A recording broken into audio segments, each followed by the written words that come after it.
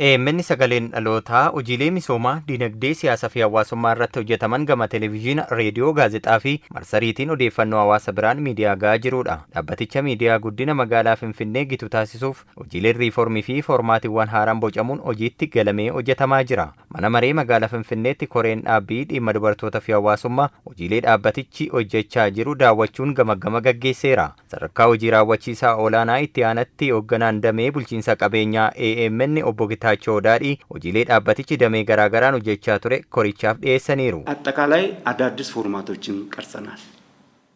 በተለይ ከዜናችን ጀምሮ ከአቀራረብ የዜና ይዘቶቻችንን ጭምር AMN sagalee boqonnaa haaraatti keessuuf formaatiiwwan haaraa bocuun qabiyyee fi akkaataa oduun itti dhiyaatu haaraan eegalameera. Formaatiiwwan 28 karoorsine keessaa 26 hojiitti galameera. Kun immoo hawaasa biratti fudhatamummaa miidiyichaa dabaleera. Fakkeenyaaf qophiin waarkaa agalgaay Saankoof hawaasa biratti jaallatamummaa argataniiru.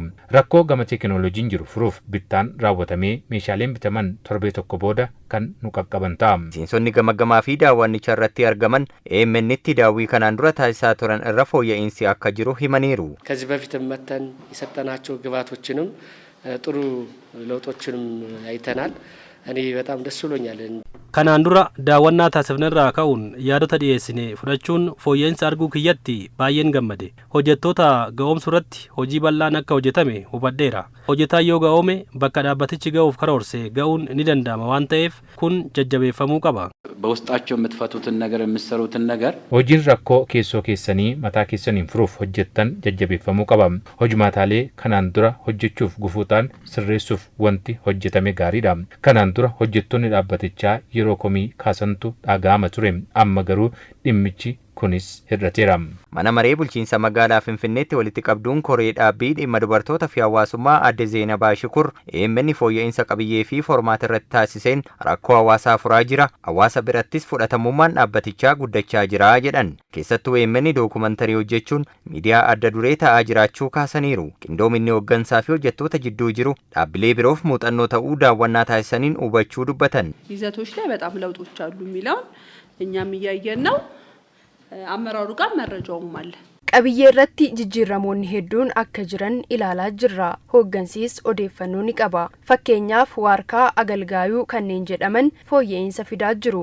Dookumantarii hojjechuun AMN fakkeenya ta'aa jira. Dookumantariiwwan yaadannoo injifannoo Adawaa, Yanagawaa fi misooma koolidarii irratti hojjetaman kaasuun ni danda'ama. Nuti akka koree dhaabbitti deeggarsa barbaachisu ni taasisna. Hojii raawwachiisaa olaanaan Addis Miidiyaa Neetwork obbo Kaasawun Gonfaa xiyyeeffannoon AMN rakkoo bulchiinsa gaarii keessatti mul'atan saaxiluun furmaata akka argatan taasisuudha jedhaniiru. AMN madda odeeffannoo jalqabaa jiraattota magaalaa Finfinnee taasisuuf hojiilee hedduun hojjetamaa akka jiranis ibsan. በዋናነት የህዝብ ድምጽ መሆን አለብን ነው።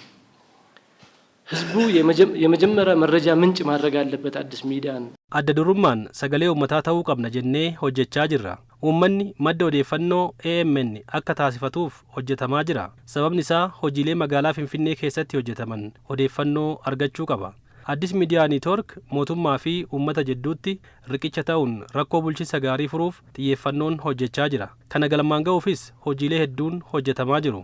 Magaalaan Finfinnee guddachaa jirti. Miidiyaan keenyas magaalattii waliin walqixa guddachuu qaba. Qabiyyeewwan keenya irratti kalaqa dabaluun barbaachisaadha.